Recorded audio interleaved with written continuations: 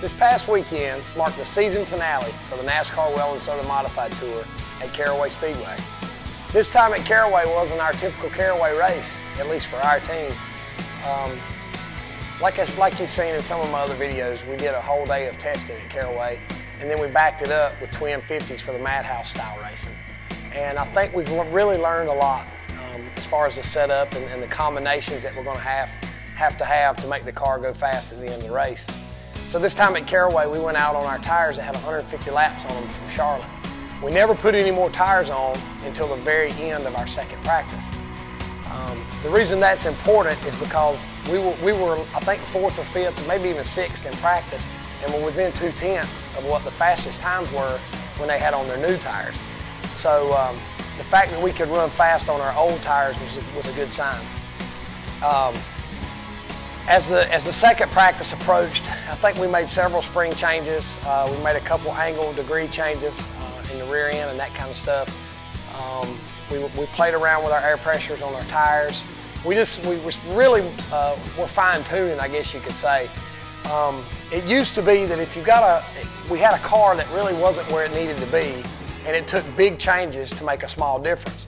I think now where we are with the car, you can make a small change and make a big difference. So that's also a good sign. And when qualifying rolled around, we weren't quite sure our combination, our package that we have under our car right now, for Caraway Speedway anyway, isn't the typical setup that we've been running. And as you'll learn in the video and realize where we finished and how we ran, that is a good thing as well. We qualified 3rd. The pole was, I think, a 1578. The 09 and myself both ran a 1587. So, you know, like I said, we could have made some adjustments for qualifying that probably would have made us faster, but we weren't quite sure what to throw at it because of our combination. Our package is something that we're a little bit unfamiliar with right now. As the race got started, I think I fell back to about 5th in the first couple laps. I got pinned in on the bottom and a couple cars got by me. As we got to racing, the 11 and the 09 were the first two. I think 09 was leading the race, and then Tim Brown was in front of me. And we got strung out pretty good. And I was sitting there and I felt like I could have pushed the car harder, but you know, it's kind of an unknown with us right now about how the car's going to do at the end of the race at Caraway.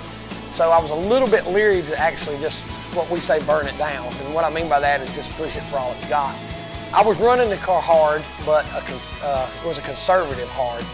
Try not to spin the tires and try not to slide the car around. As the race got going, I took over 3rd place from Tim Brown, and we had a couple restarts. I don't think there were maybe 3 cautions in the whole race.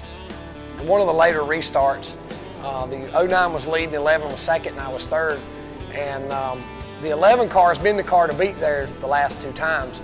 So the fact that we were pushing him and were quite a bit faster than him was a good sign. I started really trying to pick up the pace just a little bit, and the car was still staying with me. It was really good. The car had a little bit of a slide and a little bit of a wiggle to it, but at Caraway on the tires we run and having to run 150 laps on the same set of tires, everybody's in that same situation. So it's just a matter of who can do the lesser amount of sliding and spinning. After I got by the 11 car, I think there were maybe 15 laps to go. We went from there with no caution, and I was cutting the 09's lead down, but wasn't able to make a shot at it because he'd gained so much ground on me from where I was trapped behind the 11 car. But our car was great at the end of the race. We came home in 2nd place. The tire wear looked really good all the way around. I mean, everything just really worked out good for us. I don't want to make it sound like that we're satisfied with our finish and how we performed last Saturday night, but from where we were to where we are now is a huge, huge improvement. It's a good sign for us going into next year. I'm a little bit disappointed that the Southern Modified Whelen Tour is over for this year. We run 6 races at Caraway, and then we have about 4 or 5 races that are really similar to what Caraway's setup needs to be. So if you can get your car good at Caraway, and it being the home track of the tour, it leads into better performances at other tracks. So I really think we found something. I think that we've learned what we need to do and where we need to be. I'm just really happy with the way the car performed. So like I said, going into next year, knowing that we have 4 or 5 races at Caraway and Langley and Tri-County and some of these tracks that are slick race tracks, I think that we're looking for positive results. One other good thing is that the weekend of November 5th and 6th is our North-South Shootout, and that's at Caraway Speedway again, or not again, but at Caraway Speedway this year. So hopefully we can take some of what we've learned and carry it over into the North-South Shootout and hopefully be a 3-time winner of that event. But this weekend coming up, we have the twin Madhouse races like they've done in the past. We'll be at Ace Speedway. The last time we ran those events, I finished 1st and 2nd and qualified on the pole. So they had one earlier this year that I wasn't able to attend because we had a Southern Modified race in Thompson, Connecticut. So, you know, this is our first time going there this year, and I'm really looking forward to it. So if you get a chance, come out and see us at Ace Speedway. We'll be selling souvenirs, and hopefully the rain will hold off for us, and we're going to have a super good time. So see you there.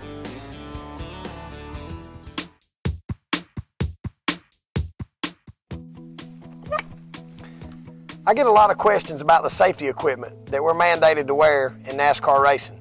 I guess the most obvious one and the flashiest is the helmet. The helmet works in conjunction with your Hans device and the seat belts to keep your head from going forward or backwards in a front crash or a rear crash.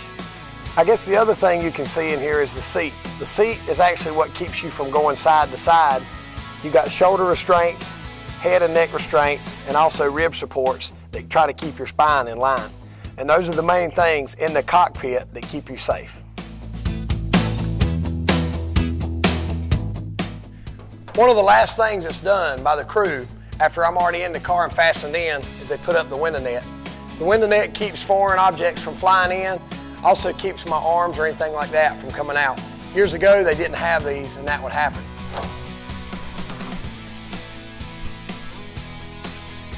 Next are racing shoes.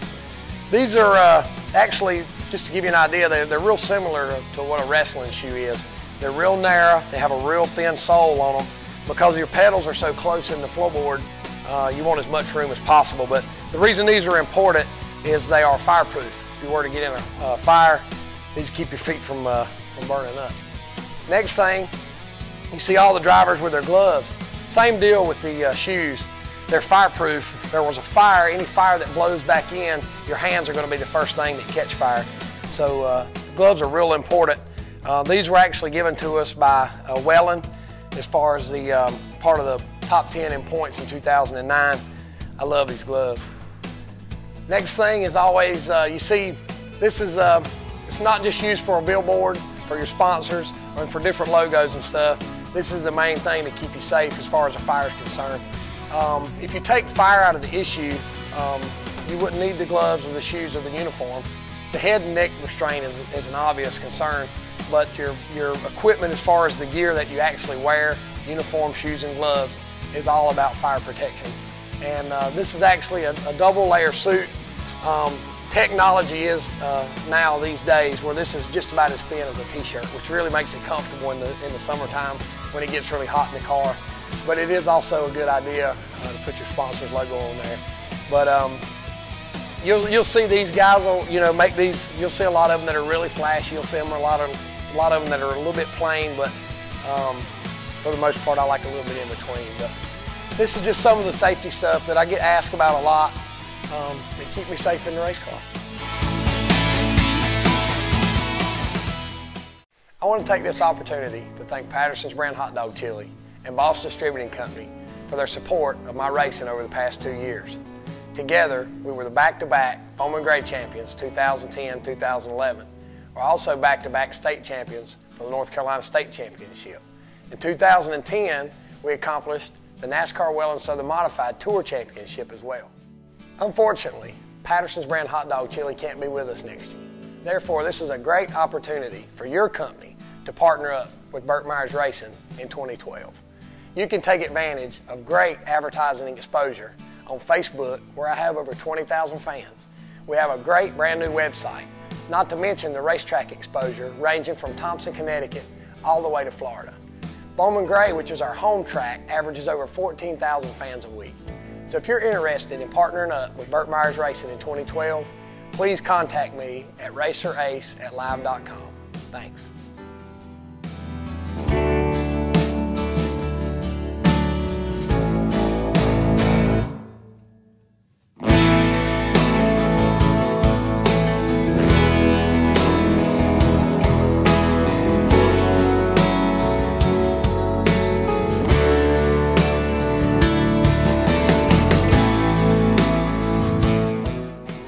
This past weekend marked the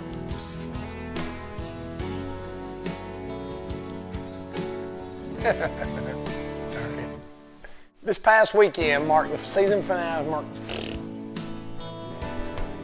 Marked the season finale. Okay. We were at Caraway Speedway. Don't mind us, Austin. We're not doing a video.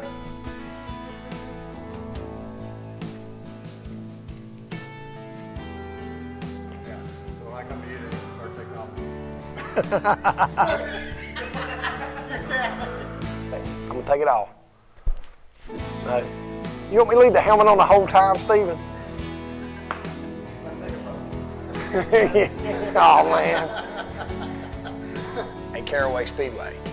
This time at Caraway.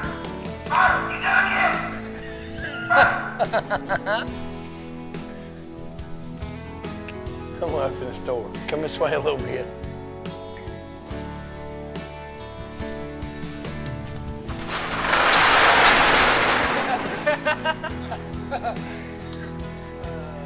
That was some good cheek. Are you done? No. Sorry, Steven. Done it. Yeah. That'll make bloopers, I'm sure. All right, Steven, take 42.